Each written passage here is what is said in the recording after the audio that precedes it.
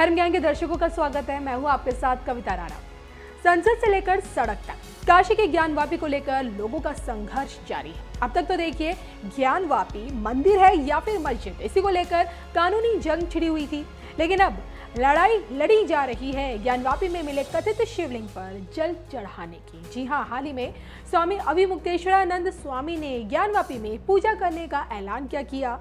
पत्थरनुमा आकृति जिसे शिवलिंग बताया जाता है, उस पर जल चढ़ाने की जिद क्या पकड़ी, सरकार से लेकर प्रशासन टेंशन में आ गया।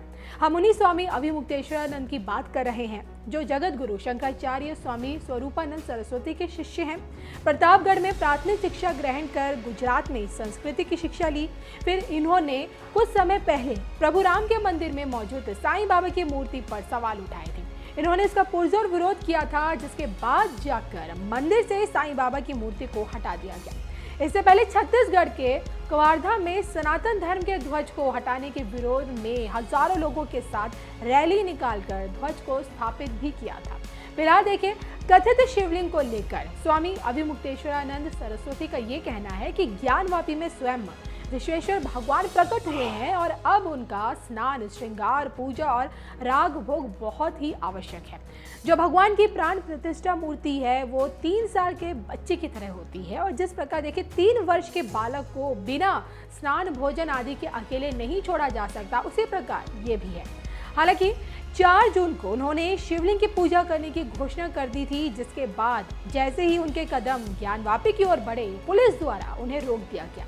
तो इस वक्त स्वामी अभिमुक्तेश्वरानंद को पुलिस ने केदारघाट स्थित विद्या मठ से बाहर निकलने से रोक दिया है, और जिसे देखते हुए देखिए स्वामी अभिमुक्तेश्वरानंद अब अनशन पर उतर आए हैं। इन्होंने अन्न जल का त्याग कर दिया है और इस बात पर अड़े हैं कि जब तक इन्हें शिवलिंग की पूजा करने नहीं दी जाएगी, तब तक अन्न का एक दाना भी मुंह में नहीं डालेंगे। तो 2 दिन से भी ऊपर का वक्त हो चुका है। 24 घंटे के भीतर 3 किलो इनका वजन घट गया और शुगर लेवल 44 चला गया है।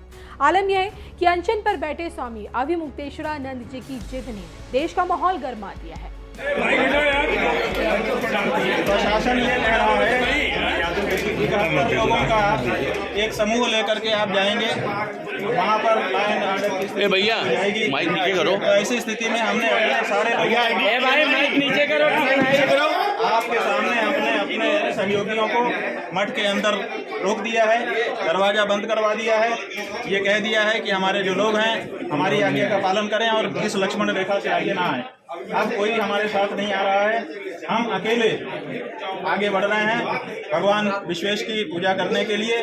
क्यों? क्योंकि ये जगत गुरु शंकराचार्य जी का आदेश है, क्योंकि ये करोड़ों सनातन धर्मियों की आस्था है।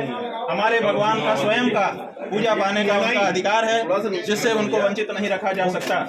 तो ऐसी स्थिति में कानून का सहयोग करते हुए, प्रशासन का सहयोग करते हुए, न्यायालय की भावना का आदर करते हुए हम अकेले आगे बढ़ रहे हैं। फिलहाल ज्ञानवापी के बाहर सुरक्षा के कड़े इंतजाम है। राजनीतिक बयानबाजी के साथ साथ देखिए देश के साधु संत और धर्मगुरु मौलाना आमने सामने हैं। इस मामले की देखिए अगली सुनवाई 4 जुलाई को है, और ऐसे में स्वामी अभिमुक्तेश्वरानंद का अनशन पर बैठना इस मामले में क्या नया मोड़ लाता है, और ज्ञानवापी में अब पूजा होगी या फिर नमाज पढ़ी जाएगी, अब ये तो वक्त बताएगा।